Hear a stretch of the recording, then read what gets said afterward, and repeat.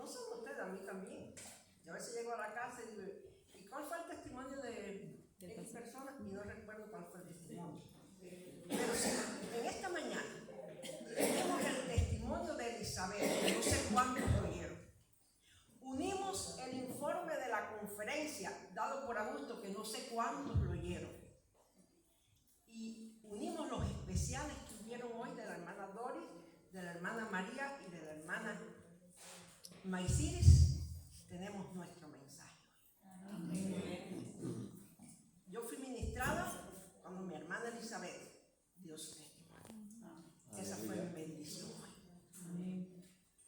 Pero si nada de esto sucedió en ustedes, ahora sí va a suceder la bendición.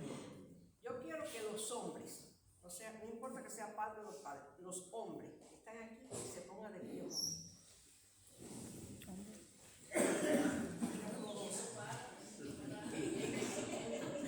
Yo quiero decirle, hombres que están aquí hoy, Dios tiene una palabra para usted. Amén. Abra su mente, abra su oído, porque le puede pasar por aquí, pero Dios quiere que pase aquí y que llegue aquí. Pueden sentarse. Mujeres que están aquí hoy, levanten su mano derecha. No piensen que hoy Dios le va a hablar a esos hombres nada más, porque Dios les va a hablar a ustedes también. Amén. Y quiero pedirle a Doris Mari, Alexa, Abraham, Aileen, Brisda, Yair, a Victoria y al nieto de nuestro hermano Feria. Dios tiene también algo para ustedes. Amén. No se me entretengan con el teléfono. Por favor. No se me entretengan hablando secretitos. Porque Dios quiere algo para ustedes hoy. Hoy día de los padres, Dios tiene algo para ustedes. Amén. Señor, aquí estamos. Dispuestos a oírte. No soy nada, pero gracias, Señor, porque tú quieres usarme. A través de ti abre mi boca. A través de mí llega a los corazones, Señor. En el nombre de Jesús. Amén. Amén. Y amén. El título de nuestra plática en esta mañana, esta tarde, es Hogar, Dulce Hogar. Yo les preguntaba, ¿no todos tienen un hogar? Quizás algunos tienen un hogar lindo, grande, muy arregladito. Quizás otros tengan un pedacito más pequeño. Quizás algunos de ustedes duermen en un cuartico donde nada más cabe usted y su camita. Pero ese es hogar. Ese es un hogar, sea como sea. En mi saludo de la escuela dominical el domingo pasado, hablamos de un personaje que hoy yo lo traigo como introducción a esta palabra del Señor, que fue el endemoniado de Gadara, y fue el evangelio que se leyó en esta mañana. La historia triste de este endemoniado. Jesús hizo una travesía larga, desde una parte cruzó hasta la otra parte, hasta Gadara, solamente para ver una persona. No más. Él no caminó el pueblo de Gadara. Él no habló con nadie más en Gadara. Hizo una grande travesía y al llegar allí era para una sola persona. Era un hombre que por tiempo estaba poseído de demonios. Los demonios habían poseído su vida y aquel hombre vivía en un cementerio, en las cavernas, en las cuevas, que eran en aquel tiempo los cementerios. Allí vivía. Aquel hombre había abandonado su hogar, había abandonado su familia, lo había abandonado su trabajo, había abandonado todo y ahora vivía en las cavernas, en los cementerios. Un hombre a quien nadie podía controlar. Dice que por momentos le amarraban con grillos, con cuerdas duras, y aquel hombre todo lo rompía, todo lo rompía. Un hombre que andaba dando voces por todas partes. Un hombre que casi ni ropa traía puesta. Un hombre pensó en su familia ni nada de eso. Lo único que hacía era correr, correr, correr, caminar, caminar, caminar y dar grandes voces.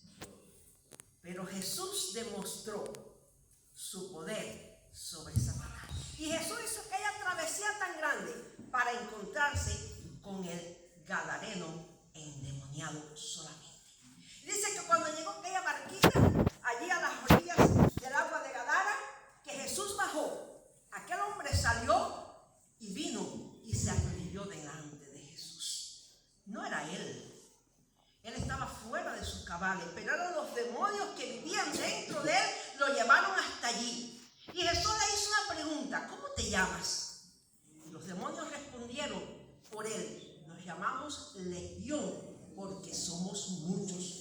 No solo tenía uno, sino tenía varios demonios luchando contra él. Pero Jesús demostró ese poder que solo él tiene. Amén. ¿Sí? Orando, reprendiendo, y todos aquellos demonios salieron de aquel hombre endemoniado. Y aquel hombre fue libre, libre, fue libertado de sus atormentadores. Y aquel hombre ya no comenzó a correr. Aquel hombre ahora estaba quieto, estaba sentado, dice la Biblia, estaba vestido y estaba en su juicio cabal. Porque todos aquellos demonios, Jesús con su poder los había sacado del cuerpo de aquel hombre. Pero ahora Jesús ya iba a regresar. Viaje rápido. Volvía a coger su barquita porque iba para Capernaum. Y aquel hombre estaba tan feliz que también se quería ir a aquella lanchita, en aquel barquito. Él quería seguir aquel gozo con aquel hombre que le había libertado de por años. Aleluya. De tantos demonios. Amén. Pero Jesús le dijo algo. Le dijo: vete a tu casa para que muestres lo que ha ocurrido a tu familia. Aquel hombre no era solo, aquel hombre tenía esposa que la había abandonado, tenía hijos que los había dejado y tenía familia como muchos de nosotros. Y Jesús le ordena: no, vete allá, porque Jesús estaba en la orillita del mar, la ciudad estaba adentro. Vete a tu ciudad, vete a tu familia, vete y cuenta lo que el Señor ha hecho contigo. ¿Y por qué sería que este hombre, el Señor lo envió a su casa? Porque allí él tenía que testificar. Allí no fue Jesús y los discípulos a decir y a testificar lo que se había hecho, sino él era el que tenía que dar el testimonio con su vida de lo que el Señor había hecho. Amén. Aleluya. El hogar es la primera línea en la vida cristiana. Lo primero es el hogar. Está Dios y aquí viene el hogar. ¿Y por qué lo es? Porque fue constituido por Dios. Cuando Él nos dice en Génesis: dejará el hombre a su padre, a su madre, se unirá a su esposa y los dos serán uno. Y comenzarán a procrear y a hacer su propia familia. Esto fue instituido por Dios y por eso es la primera línea en la vida cristiana de cada uno de nosotros. Pero en esta mañana yo quiero también ver 4 personajes bíblicos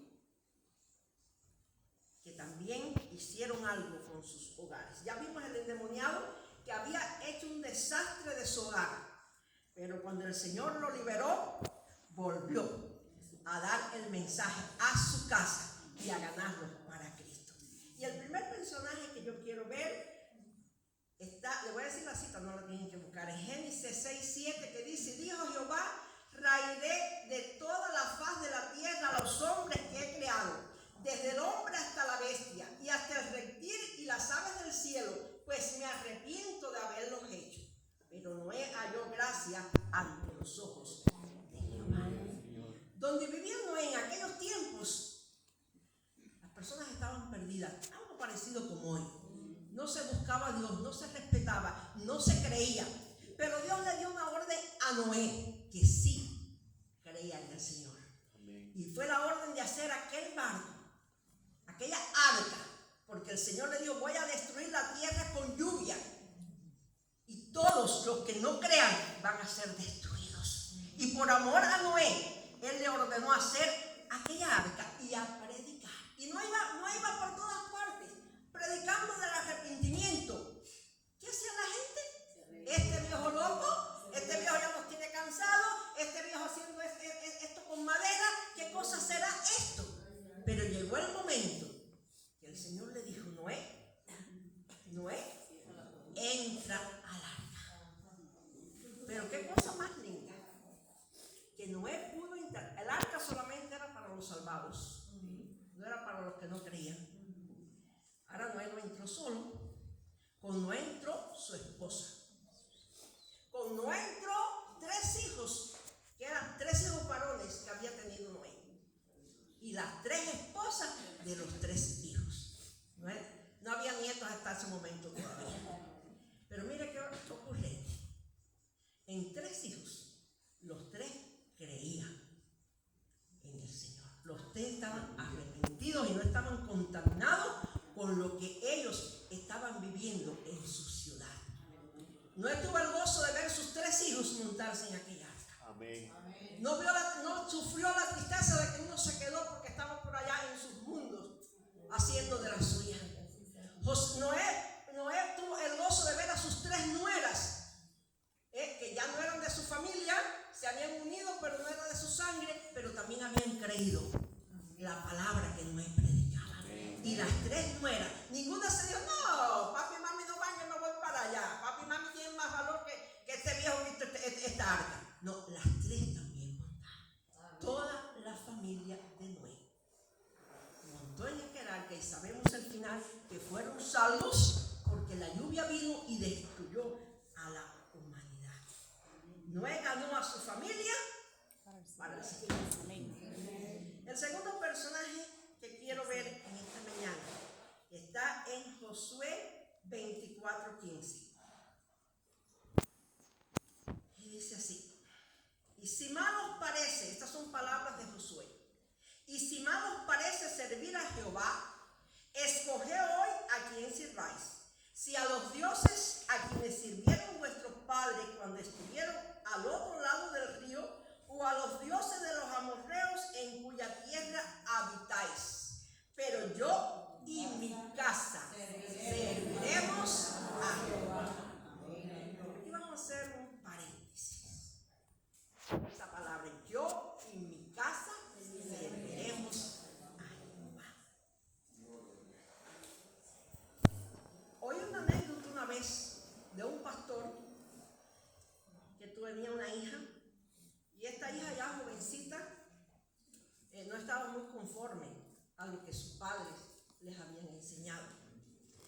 Buscó una pareja, un muchacho de la calle, un muchacho de mal vivir en la calle, y un día le dijo a sus padres, estamos decididos y nos vamos a casar, pero nos vamos a casar conforme a nuestro deseo, no por la iglesia.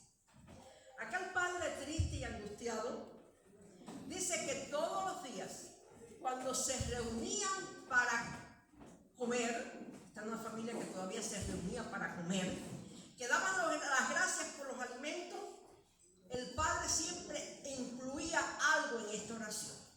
Y decía, gracias Señor, porque mi hija se va a casar con un buen joven. Gracias Señor, porque mi hija la voy a ver entrar por el altar de una iglesia y casarse. Dice que la hija gritaba, no, me voy a casar con el que he elegido y mi boda la voy a hacer a mi forma y a mi manera. Pero el padre no le estorbaba aquellos gritos. Al otro día, él volvía a hacer la misma cosa. Y así estuvo por largo tiempo, hasta que un día, aquel noviazgo de su hija se rompió. Ella volvió a buscar una pareja, un muchacho que también amaba al Señor, y un día aquel padre la vio entrar a la iglesia buscando la bendición. Aquel padre parece que declaraba lo que Josué declaraba: yo y mi casa seguiremos. Y está usted como padre, como madre, declarando en su hogar: yo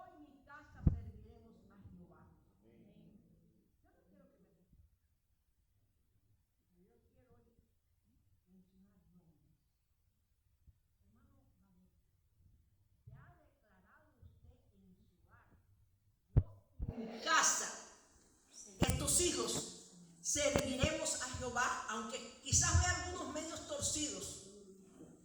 Hermana Mirna, usted se ha parado en el portillo de su hogar a declarar: yo y mis hijos, mi familia, serviremos a Jehová. Hermano Henry está declarando todavía que usted y su familia servirán al Señor. Hermano Carlos está declarando que yo y mi casa serviremos al Señor.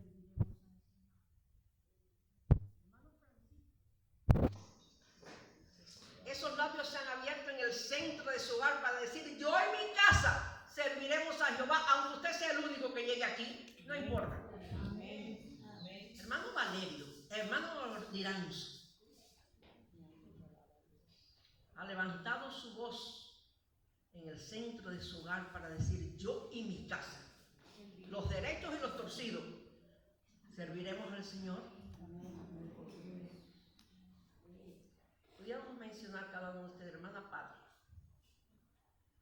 ha declarado usted: yo y mi hija Victoria y mi otro hijo serviremos, vamos a servir al Señor. Hermano, es importante esta declaración. No aquí, en el hogar, no en silencio, en voz alta. Yo y mi casa, no importa los demás, en lo que crean. De eso no le interese, si vienen, si no vienen, si hablan o si no hablan, si murmuran o si no murmuran. Diga como Josué: yo y mi casa serviremos. Aleluya. El tercer personaje que quiero hablar en esta mañana está en el Nuevo Testamento. Ya vimos dos del Antiguo Testamento, ahora vamos a ver dos del Nuevo Testamento. Y está en Hechos 10:24. Y nos dice 10:24. Al otro día entraron en Cesarea y Cornelio los estaba esperando, habiendo convocado a sus parientes y amigos más íntimos. Cornelio dice que supo que Pablo y otros estaban en Jope, iba a venir para estar con ellos allí en su casa. Y dice que Cornelio no se empeñó tanto a ver qué pierna de puerco iba a comprar, ni qué muslos de pollo iba a comprar, no.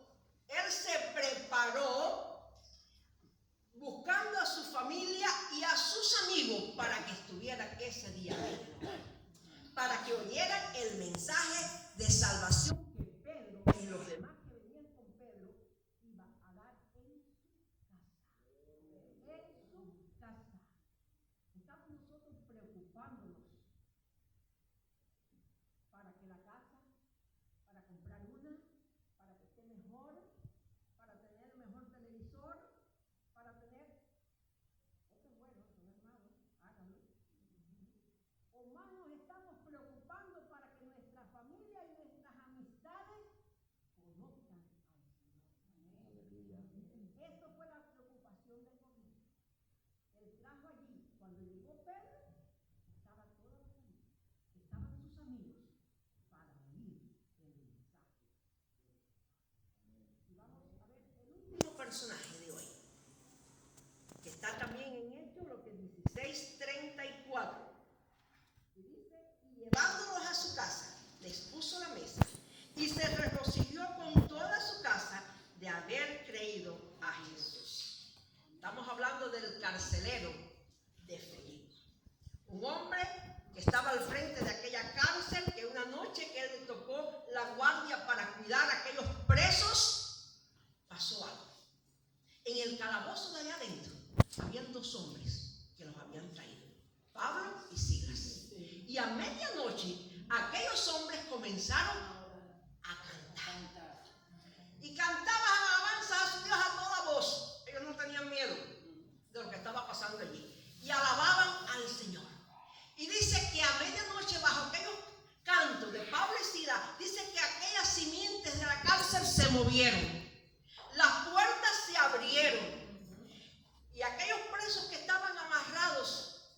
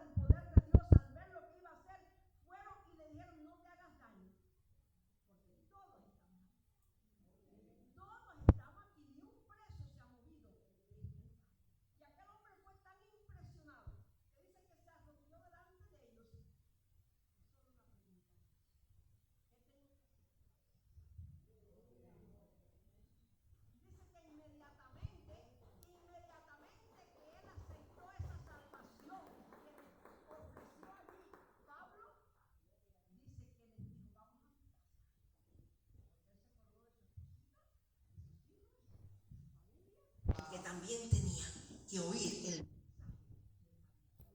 dice que los llevó allá, les lavó sus heridas, les sirvió la mesa y Pablo y Silas dieron el mensaje. Y aquella noche toda la familia de aquel carcelero conoció al Señor Jesús y fueron bautizados en el nombre de Dios.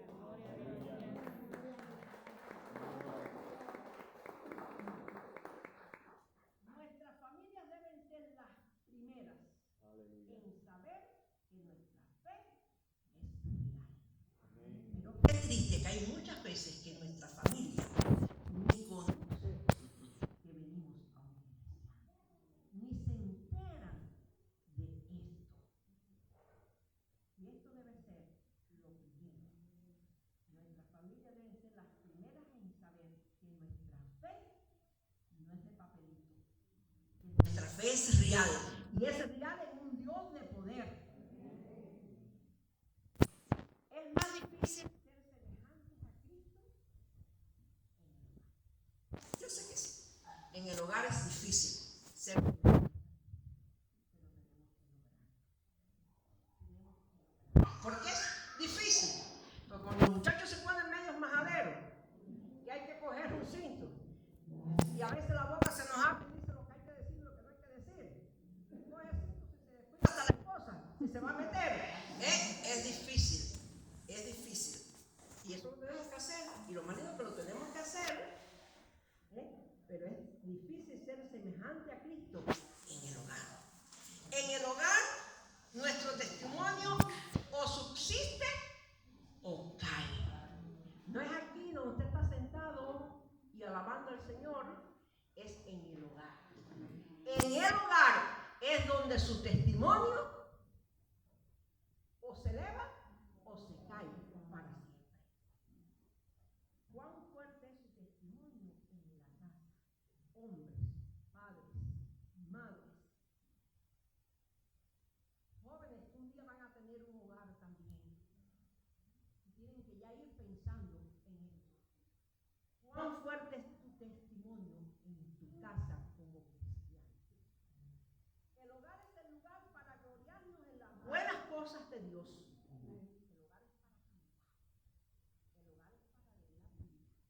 El hogar es para cantar. El hogar es para leer la Biblia. El hogar es para conversar con la familia. El hogar es para educar a la familia en los caminos del Señor. ¿Cuán grandes cosas ha hecho Dios contigo? ¿Usted algún día ha reunido a su familia y le ha dicho a sus hijos, este minuto, o 5, 10 o 15, lo que estemos aquí, ni hay celular ni hay nada, porque ahora vamos a hablar de la palabra del Señor? O eso todavía usted no lo ha logrado en su hogar. Si no lo logramos, no está siguiendo el ejemplo de estos 5 padres que hemos visto. Se concentra usted en las bendiciones que tiene en su hogar. ¿O en qué usted está concentrado? Hombres. ¿Sabes si viene desconcentrado de la calle y de tanto que ha visto por allí? Y no tiene una palabra de amor para su esposa. Ella lo está esperando con un beso. Ella lo está esperando con una sonrisa. Ella lo está esperando con algo que la halague, con algo que la haga sentir su verdadera esposa. Mujeres, ¿cómo estamos esperando a nuestros esposos? Con el pleito en la boca, porque no compraste esto, porque no trajiste la cebolla que te dije, estoy esperando por la ensalada para hacer y no llegaste con ella a tiempo. ¿Cómo estamos nosotros? Hijos que todavía están en el hogar con papá y mamá. ¿Qué abrazo le estamos dando a papá que viene cansado de trabajar? ¿O lo esperamos con pleitos y pleitos y cargas y cargas? ¿Qué estamos ayudándole a mami que también viene cansada de trabajar? Esa mesa les pertenece a ustedes ponerla. Ese terminar de la comida le pertenece a ustedes también apoyarlo. ¿Lo ven sus seres queridos como un creyente genuino? No como un creyente a media, como un creyente genuino. ¿O lo ven todo el tiempo, trabaja, porque muchos padres piensan que es trabajar y buscar dinero y que los hijos tengan de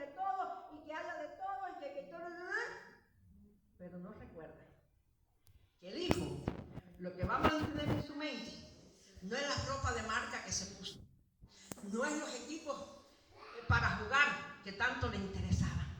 Cuando ya sean jóvenes y tengan su hogar, lo que van a recordar, el tiempo que usted como padre, usted como madre, le dedicó a ellos. ¿O es usted un padre que solamente está esperando llegar de la casa porque ya viene un amigo para conversar, para tomar algo refrescante? ¿No es usted un padre que solamente es para ver las noticias?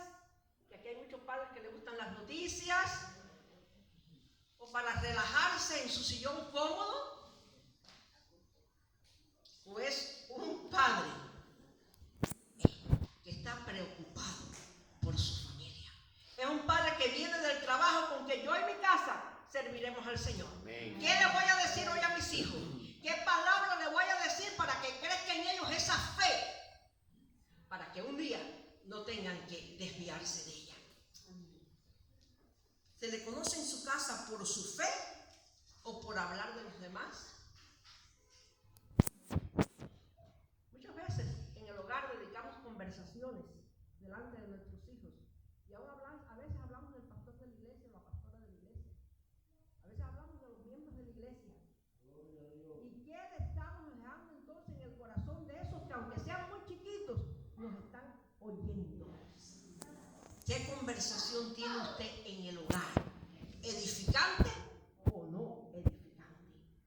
¿Parece usted santo en la iglesia y lleno de enojo en su casa? Aquí a veces los vemos muy santos, muy cariñosos, abrazándonos. Qué cosa más linda. Pero llegamos a la casa a gruñir y a pelear y a demostrar otra cosa. No lo estoy diciendo yo, está diciendo la palabra del Señor. ¿Es usted santo en la iglesia y amargado en la casa? Aquí muy risueño, pero en la casa es un limón amargo, ácido. ¿Tiene usted gracia en la iglesia y es gruñón en su casa? Aquí a veces somos cuentistas y nos reímos y hacemos cuentos, pero en la casa gruñimos nada más. ¿Es su casa un lugar de alabanza o de descontento? Cuando falta algo estamos bravos, estamos ahí, estamos dando puñetazos, o aún en medio de las dificultades estamos contentos porque tenemos vida y tenemos un Dios en nuestro hogar. ¿Se gloria usted en la bondad de Dios en su casa? ¿Se alaba a Dios por la bondad, por las cosas que Él da en nuestros hogares? El hogar es el lugar de avanzada para alcanzar el Evangelio. No es aquí, hermano, no es aquí. Es el hogar el que alcanza el Evangelio para nosotros.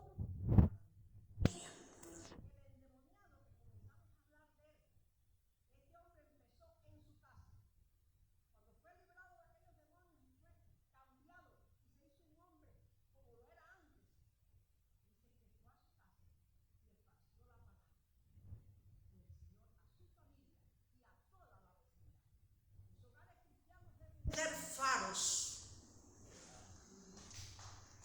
en el building donde vivimos, quizás en el basement, en el noveno. ¿Saben los demás de ese building que allí hay un hogar cristiano? ¿Que allí hay una familia que viene a la iglesia? La comunidad debe saber dónde vive.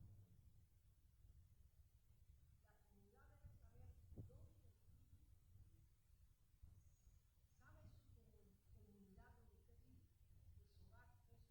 Se debe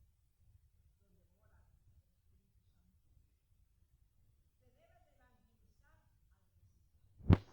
No diciendo, oye, yo soy cristiano y yo voy a la iglesia. No, con su forma, con su modo de actuar, con su forma de resolver bajar del carro, con su forma de querernos salir con su familia, que saben para dónde van.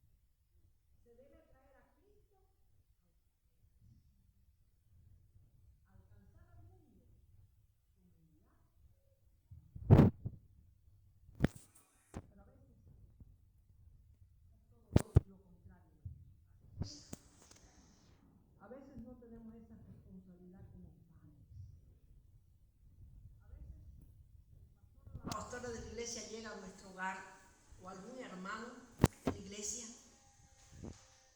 y no somos capaces de llamar a nuestros hijos que están trancados, puertas seguras, allí jugando y con sus cosas, y decir puerta por puerta, hay que salir porque llegó el pastor o llegó un hermano y vamos a orar y usted tiene que estar en esta oración, porque yo en mi casa vamos a servir al Señor. Un hombre había sido fiel en casa y muchos creyeron. Vimos al endemoniado que fue fiel. Vimos a Josué, vimos a Noé, vimos al carcelero de Filipo y vimos a Cornelio. Hombres que fueron fieles en su casa